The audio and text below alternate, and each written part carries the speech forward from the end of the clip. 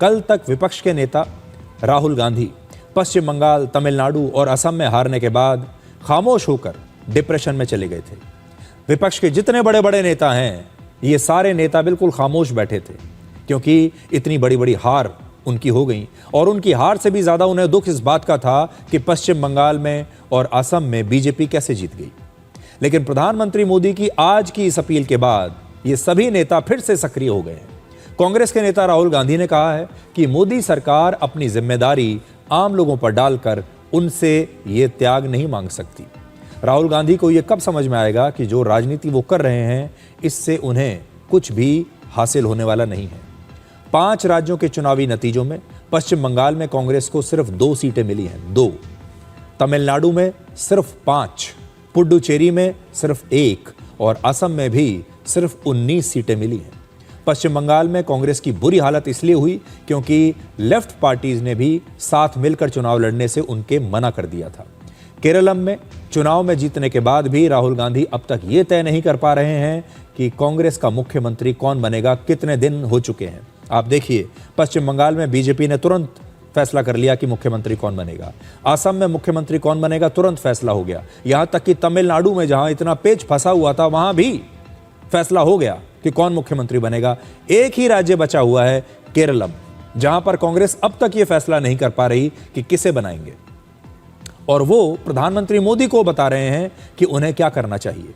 इस समय देश के सिर्फ 6 राज्यों में कांग्रेस या विपक्ष के इंडी गठबंधन की सरकारें हैं, सिर्फ 6। कांग्रेस के सहयोगी एक एक करके उन्हें छोड़ रहे हैं। अब सोचिए, डीएमके कांग्रेस को छोड़ चुकी है तमिलनाडु में। ममता बनर्जी राहुल गांधी से बहुत नाराज हैं। लेफ्ट की जो पार्टियां हैं, वामपंथी दल, वो भी कांग्रेस से बहुत नाराज हैं। उमर अब्दुल्ला एक समय में कांग्रेस के साथ हुआ करते थे, वो भी अब कई मौकों पर राहुल गांधी को छोड़कर मोदी सरकार की तारीफ करते हुए दिखाई देते हैं। बारी बारी से सभी विपक्षी पार्टियां कांग्रेस को छोड़ रही हैं या उनसे अब एक दूरी बना रही हैं, और जो पार्टियां कांग्रेस के साथ हैं भी, वो भी कुछ करने की अब हालत में बची नहीं। और एनडीए को देखिए, बीजेपी को देखिए, वो लगातार 2024 के लोकसभा चुनाव के बाद लगातार मजबूत होता जा रहा है और राहुल गांधी की स्थिति लगातार खराब होती जा रही है।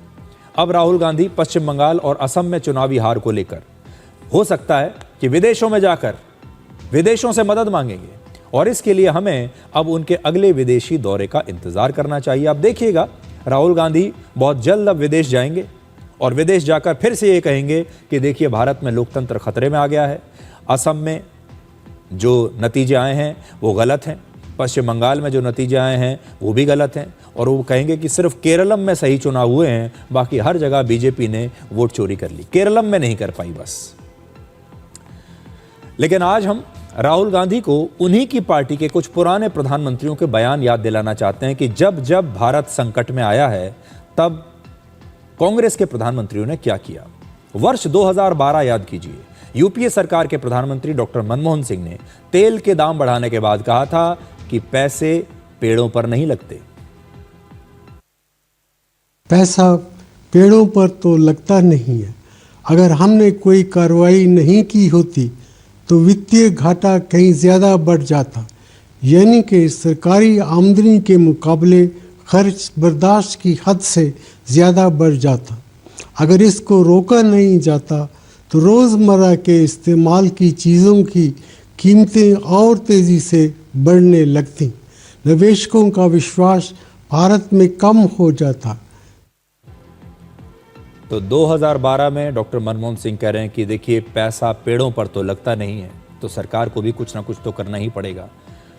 वर्ष 1951 में, अब बहुत पीछे मैं आपको लेकर जा रहा हूं, लाल किले से अपने भाषण में तत्कालीन प्रधानमंत्री पंडित जवाहरलाल नेहरू ने कहा था, युद्ध कोरिया में होता है लेकिन चीजों के दाम यहां भारत में बढ़ जाते हैं।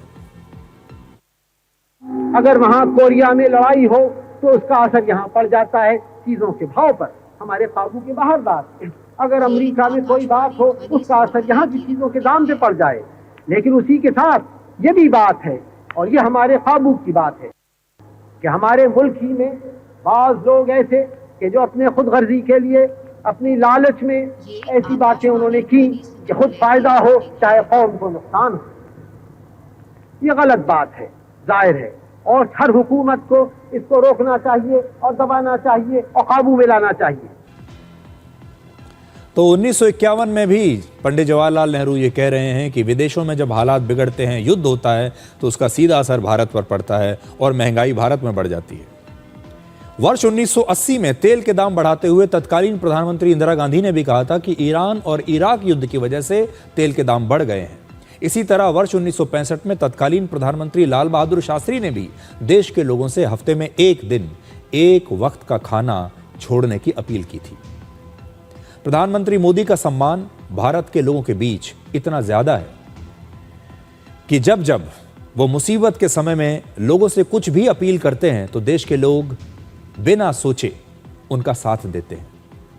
आपको याद होगा, कोविड के दौरान प्रधानमंत्री मोदी ने जनता से अनुरोध किया था कि वो अपनी मर्जी से जनता कर्फ्यू लगाएं, अपने घरों में रहें और बाहर ना निकलें। इसके बाद प्रधानमंत्री मोदी ने डॉक्टर्स और हेल्थ वर्कर्स का मनोबल बढ़ाने के लिए लोगों से थाली, घंटियां और शंख बजाने का आग्रह किया था। ये समय आपको याद होगा कैसे भारत का हर नागरिक अपने घरों के बाहर निकलकर उस दिन थालियां बजा रहा था, तालियां बजा रहा था अपने देश के डॉक्टर और हेल्थ वर्कर्स का मनोबल बढ़ाने के लिए। यह प्रधानमंत्री मोदी ने उनसे कहा था करने के लिए। 2015 में प्रधानमंत्री मोदी ने लोगों से खुद ही एलपीजी की सब्सिडी छोड़ने की अपील की थी और इसका असर देखिए कि पिछले 11 वर्षों में लगभग 1 करोड़ 15 लाख लोगों ने अपनी एलपीजी सब्सिडी छोड़ दी। जब भी प्रधानमंत्री मोदी देश के लोगों से कोई अपील करते हैं तो देश की जनता उसे एक आंदोलन बना देती है और बढ़ चढ़कर उसमें शामिल होती है। प्रधानमंत्री मोदी के इन्हीं फैसलों से देश बड़े बड़े संकट और चुनौतियों से हर बार बाहर निकल आता है। लेकिन राहुल गांधी जैसे नेता ना तो इस तरह की अपील का महत्व समझते हैं और ना ही देश के लोगों की देशभक्ति का कुछ अंदाजा वो लगा सकते हैं। वैसे भी आज मैं आपसे एक सवाल पूछता हूं। प्रधानमंत्री मोदी देश के लोगों से अपील करते हैं कि देश की भलाई के लिए हमारे देश की जनता क्या कर सकती है, हमारे देश के लोग अपनी देशभक्ति कैसे दिखा सकते हैं। मान लीजिए मैं आज आपसे एक सवाल पूछता हूं, अगर राहुल गांधी भी आपसे ऐसी ही कोई अपील करें कभी कि आपको कुछ काम करना है, कोई आह्वान राहुल गांधी आपसे कहें आपको करने के लिए, तो क्या आप करेंगे? क्या हमारे देश के लोग राहुल गांधी की बात भी उसी शिद्दत से कभी मानेंगे? अगर राहुल गांधी हमारे देश के लोगों से कुछ करने की अपील करें, वो कई बार वोट देने की अपील तो करते ही हैं कि कांग्रेस पार्टी को वोट दीजिए, लेकिन देश के लोग वो भी नहीं करते।